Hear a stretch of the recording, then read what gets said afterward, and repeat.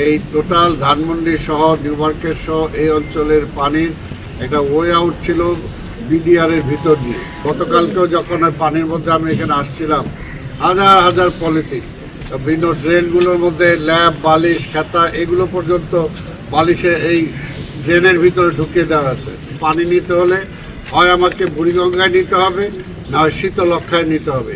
আমরা আসলে গত কয়েকদিন যাবৎ অতি বর্ষণের কারণে আমরা দেখতে পাচ্ছি যে ঢাকা শহরের বিভিন্ন অঞ্চল জলাবদ্ধতার সৃষ্টি হয়েছে। তার মধ্যে এই অঞ্চলের জলাবদ্ধতাটা গতকালকে আমি নিউ মার্কেট হয়ে এই জায়গাটা প্রদক্ষিণ করেছিলাম, সেই সময় এখানে আসা হয় নাই। কিন্তু এরপরে আমার অফিসে যখন ওরা যোগাযোগ করে, ছাত্রদল যোগাযোগ করার পরে আমি এখানে ইমিডিয়েটলি চেষ্টা করে পাঠিয়েছিলাম যাতে দ্রুতভাবে পানিগুলো থেকে তাদের ছাত্রীদেরকে মুক্তি করে দেওয়া যায়। তবে এটা তো পার্মানেন্ট কোনো বিষয় নয়। তবে আপনারা জানেন, যেটা ওর মুখ থেকে আপনারা শুনেছেন, যে আসলে এইখানের এই জলাবদ্ধতার সৃষ্টি হচ্ছে এই টোটাল ধানমন্ডি সহ নিউ মার্কেট সহ এই অঞ্চলের পানির একটা ওয়ে আউট ছিল বিডিআরের ভিতর দিয়ে। কিন্তু বিডিআরের ট্র্যাজেডির পরে সেই ওয়ে আউটটা তারা সেখানে বন্ধ হয়ে যাওয়ার কারণে আজকে এই জায়গাটায় জলাবদ্ধতার সৃষ্টি হচ্ছে। আমাদের সরকার রাষ্ট্র ক্ষমতা আসার পরে মাননীয় প্রধানমন্ত্রী তারেক রহমানকে যখন এই বিষয়টা আমরা অবহিত করেছি, তিনি সাথে সাথেই এই বিষয়টার উপরে জোর দিয়েছেন এবং এখানে একটা নতুন প্রকল্প আমরা গ্রহণ করেছি, যেটা তিনি অনুমোদন দিয়েছেন। তবে এটা তো আর 1 মাস 2 মাসের কাজ না, এটা অন্তত বেশ বছরখানেক বা 2 বছর সময় লাগবে টোটাল প্রজেক্টটা কার্যকর হতে। তো আমরা বিশ্বাস করি এইবারে বর্ষায় কিছুটা ভোগান্তি হলেও আগামী বর্ষায় আমাদের এলাকার আমাদের মেয়েরা, বোনরা যারা আছেন, এই এলাকার জনগণ যারা আছেন, তাদের অন্তত এই ভোগান্তি থেকে আমরা রক্ষা করতে সক্ষম হব। তবে আমরা পাশাপাশি যেটা বলবো যে আসলে সবাইকে একটু সচেতন হতে হবে, জনগণকে।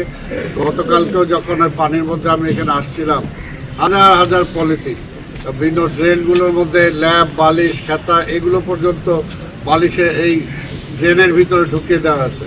কাজে এখন তো আমাদের পানি নিষ্কাশনের হয়ে একমাত্র আমাদের যে ড্রেনগুলো আছে, এই ড্রেন ব্যবস্থা ছাড়া তো আর কিছু নাই।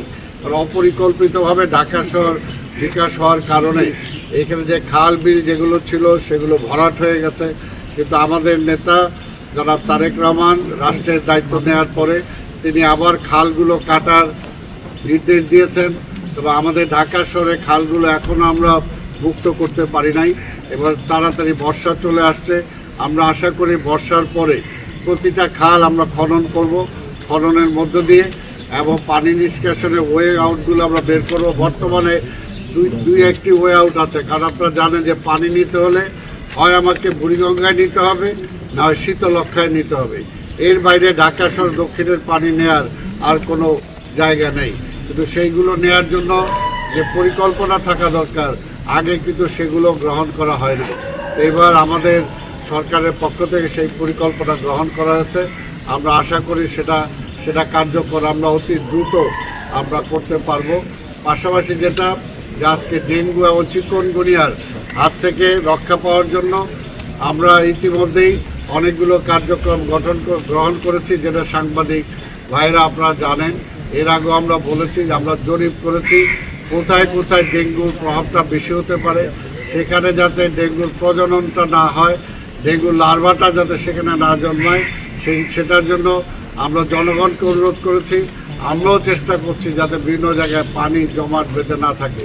আমরা আজকে এই 2টি হলের জন্য যখন ছাত্রছাত্রীরা আমার কাছে দাবি করেছে, আমি আমার পক্ষ থেকে এখানে 2টি ফগার মেশিন বলেছি যে 2-1 দিনের মধ্যেই আমরা 2টা ফগার মেশিন এখানে দিয়ে দেব, যাতে মেয়েরা এগুলো ব্যবহার করতে পারে তাদের এখানে, এবং এখানে যাতে মশার উপদ্রব থেকে তারা রক্ষা পেতে পারে।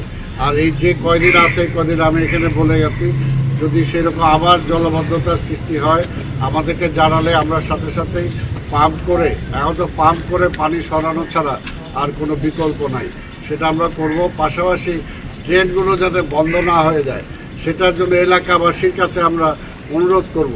আজকে নিউ মার্কেটের ব্যবসায়ীদেরকে বলেছি, যারা হকার আছে তাদেরকে বলেছি যে পলিথিনের ব্যবহার এটা আমি বলবো যে জনগণ সহ ছাত্রছাত্রীদেরকেও বলবো যে তোমাদেরকে এই দায়িত্বটা নিতে হবে।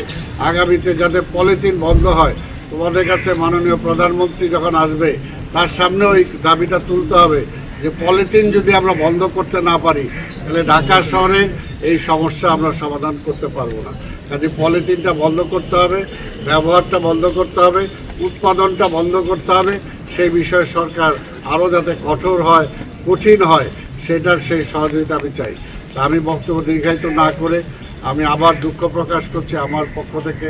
আমাদের মাননীয় প্রধানমন্ত্রী তিনিও গতকালকে খোঁজখবর নিয়েছেন কোথায় কোথায় সৃষ্টি হয়েছে। যদি এই সমস্ত এলাকায় আবার এই অবস্থার সৃষ্টি হয়, সাথে সাথে আমাদেরকে জানালে সব রকম সাহায্য আমরা করব। প্রধানমন্ত্রী নির্দেশ দিয়েছেন, সেটা আমরা করবো ইনশাল্লাহ।